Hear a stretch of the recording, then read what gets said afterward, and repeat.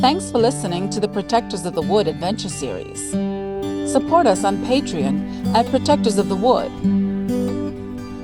I've come a long way from my home in the sky, because I love this world with all of my might. So make it the best it can possibly be. That's my gift to you and your gift to me. The Protectors of the Wood Adventure Series, episode number 144, The Great Gray Owl.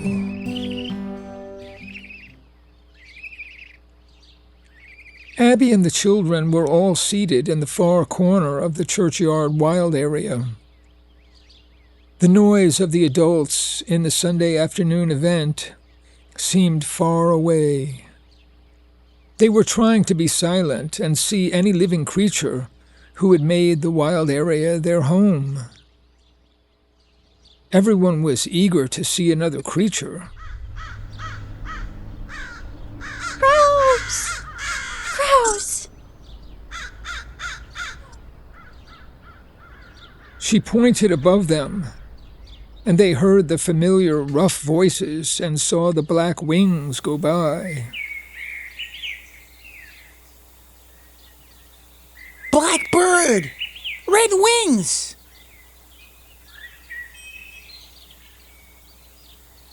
He pointed through the leaves of a nearby tree, and the bird jumped to another branch, and then another.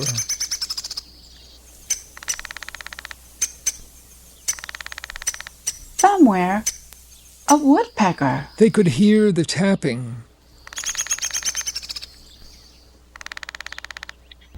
There, near the wall.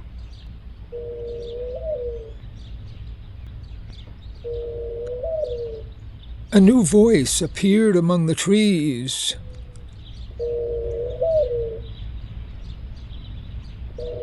There's a dove! There's a dove! There was a plump gray bird with a white-edged tail on a branch overhanging the wall. Then another voice seemed to come out of nowhere. Well, that's a mourning dove. They looked to the left, and there were the bishop and a woman in a wide-brimmed hat.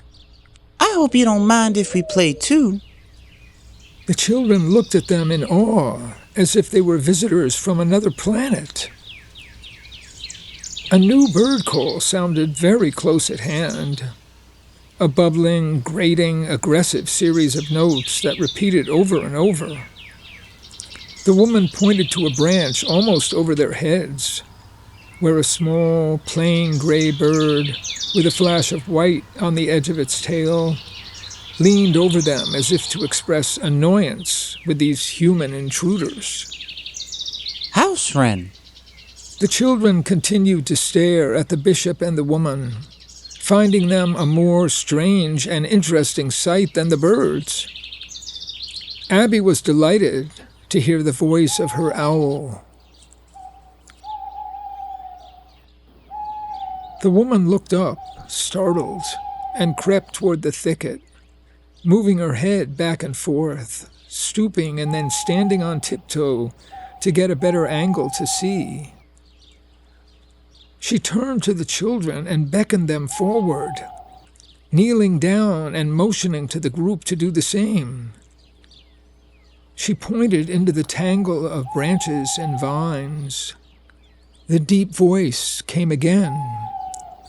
The woman silently pointed up through the brush to an old, broken oak tree, its upper half struck by lightning or decayed long ago, now with few branches left and covered in Virginia creeper.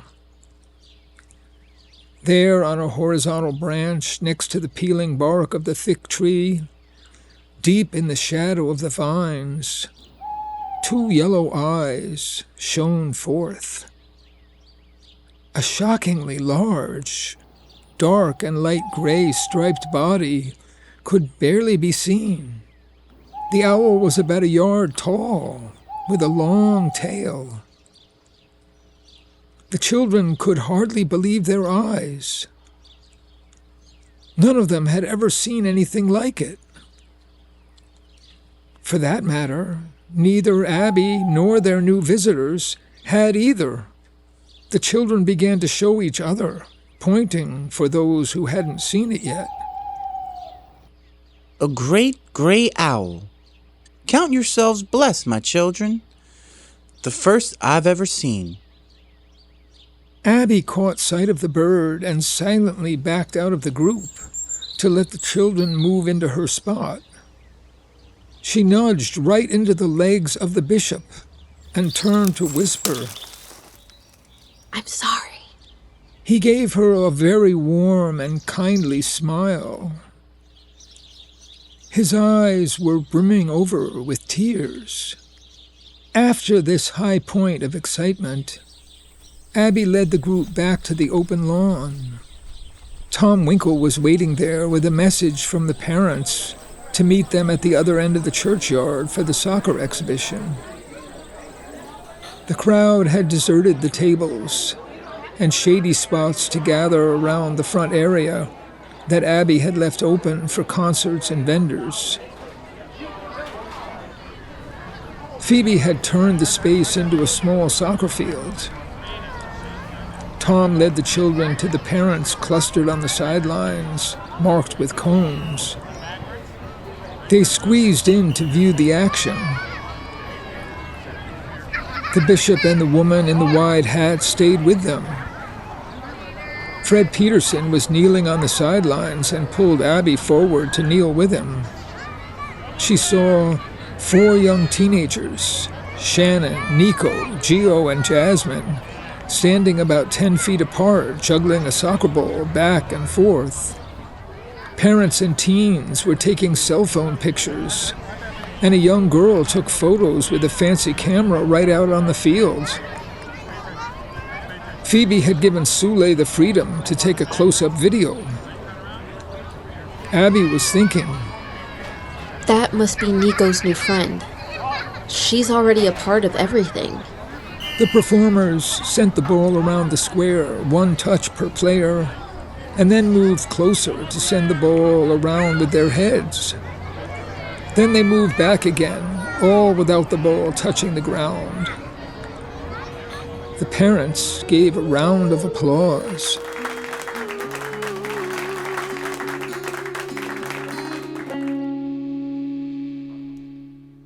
The sun is rising in the bright blue sky. The world I know it comes alive, and I'm feeling like the time has arrived to be what I can be. Oh, it's like the universe is at my front door. To you it may be just a corner store, but I'm afraid there's more, 'cause it's a lot to me. It's a lot to me. It's a magic land, and we're all in it. Step right up and let's begin it. It's in the faces of people that we see. Father, mother, sister and brother, come outside and see one another. Don't you think together we might find a way? Find a way. 'Cause I gotta say, we can make it happen today. Oh yeah.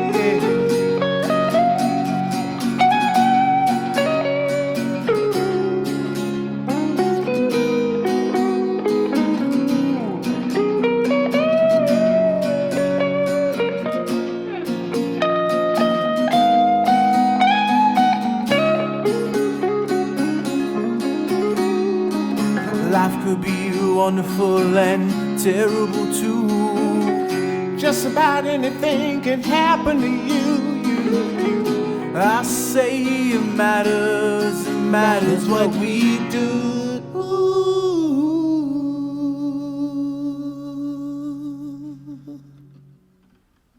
Something special, how I feel. Now I finally know that it's real, it's real. And I think together we might find a way. 'Cause I gotta say, we can make it happen too. I gotta say, we can make it happen too. I gotta say, we can make it happen today.